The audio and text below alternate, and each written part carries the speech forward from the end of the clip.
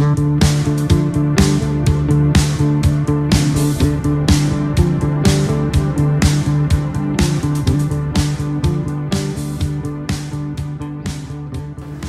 sahabat Strabis, kita lanjutkan sharing sebelumnya berkaitan dengan kuadran properti. Sahabat Strabis, sebelumnya saya sudah bahas berkaitan dengan dunia broker sama dengan flipper. Masing-masing di baik dunia broker atau flipper, masing-masing itu ada karirnya, ya. Tergantung kepada orang mengemasnya, ya, atau tergantung kepada orang per orang, individu per individu dengan basic, ya, latar belakang keilmuan dengan latar belakang pengalamannya, dia mengaplikasikannya. Tetapi masing-masing punya karir yang menarik, ya. Sahabat Strabis, bahwa di dunia broker, di dunia properti itu apapun tentunya menarik, ya, karena kita melibatkan keuangan yang cukup besar. Di flipper demikian juga, ya. Ketika kita kemudian bicara tentang ngeflip, ya, baik itu dari rumah kita renovasi, dari rumah kita cat kemudian kita jual, dari tanah kemudian kita bangun kemudian kita jual, itu tentunya juga ada karirnya yang kita bisa explore, ya, berkaitan dengan apa? Misalnya dari tipenya, berkait juga dengan misalnya dari volumenya, misalnya dari harganya, ya, kita bisa tingkatkan kan itu, atau dari unitnya kita bisa tingkatkan, yang tadinya ngeflip 1 atau 2, terus kemudian kita tingkatkan berapa lokasi, ada satu rumah kita bisa petak-petak menjadi berapa kamar, kemudian kita jual, seperti itu proses bisnisnya. Namun semuanya juga tentunya ada ilmunya.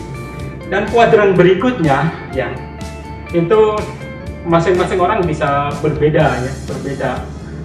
Apakah kemudian menjadi developer dulu atau menjadi investor dulu, gitu. Namun berdasarkan ilmu yang saya miliki, itu kuadran berikutnya yaitu menjadi investor, ya. Menjadi investor tentunya dibutuhkan selain dari uang yang besar atau kapital yang besar, tentunya dibutuhkan juga ilmunya, ya. Tidak mungkin kita menitipkan uang kepada seseorang, ya, atau kepada developer atau kepada agent tertentu yang kemudian kita tidak tahu proses bisnis dari perorangan atau dari developer atau agent itu. Nah, disinilah tentunya kita perlu juga mengetahui ilmunya tentang bisnis properti, baru kemudian kita menjadi investor. Menjadi investor tentunya pertimbangan utamanya adalah bahwa keuangan kita ketika kita simpan di bank dengan nilai keuntungan bunga per tahun, atau kemudian kita depositkan di bank, misalnya keuntungan per tahunnya itu 6-7%, pertimbangan kalau kita investasikan di properti, bisa nembus nggak angka itu, melewati nggak angka itu, ya.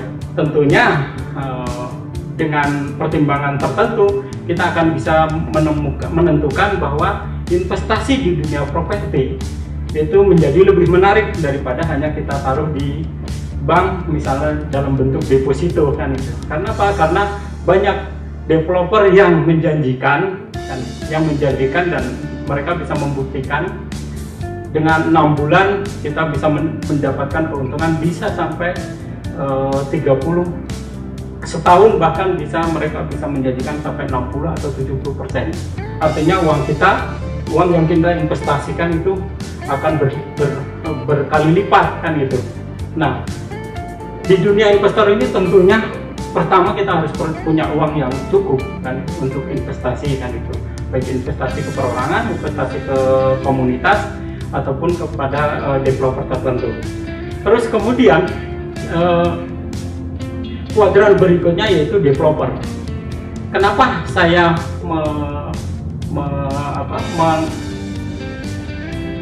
menempatkan developer sebagai kuadran terakhir dari bisnis properti? Kenapa? Karena developer uangnya tidak terbatas, ya. Kalau saya investor, saya punya uang 10 miliar, investor saya uang 10 miliar. Tapi developer dengan ilmu-ilmu tertentu, dia bisa, ya, menjalankan bisnis itu bisa puluhan miliar, belasan miliar, atau bahkan ratusan miliar. Nah, tentunya artinya apa? Keuangan di situ tidak terbatas ya. Sejauh mana dia mendapatkan proyek besar, kemudian sejauh mana dia bisa menggandeng para pihak, baik itu para investor atau para lembaga keuangan yang lain dan sebagainya, sehingga proses bisnis yang dilakukan developer properti itu tentunya lebih besar, lebih panjang, dan melibatkan lebih banyak orang. Kalau tadi investor pelibatannya hanya dirinya sendiri dengan pihak yang menjalankan, yang melaksanakan keuangannya, tapi kalau developer dia sudah men-set up ya, bagaimana dari produk yang belum ada kemudian dia ciptakan sebuah proyek besar, dan kemudian dia menggali semua potensi yang ada, kemudian disitulah kemudian ada investor yang bermain di situ, sehingga dari kuadran tersebut saya bisa menarik kesimpulan bahwa bisnis tertinggi dari bisnis properti itu adalah menjadi developer properti.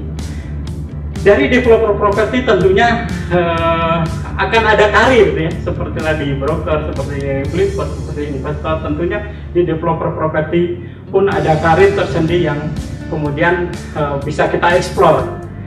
Baik sahabat Strabis, akan kita lanjutkan setelah yang satu ini.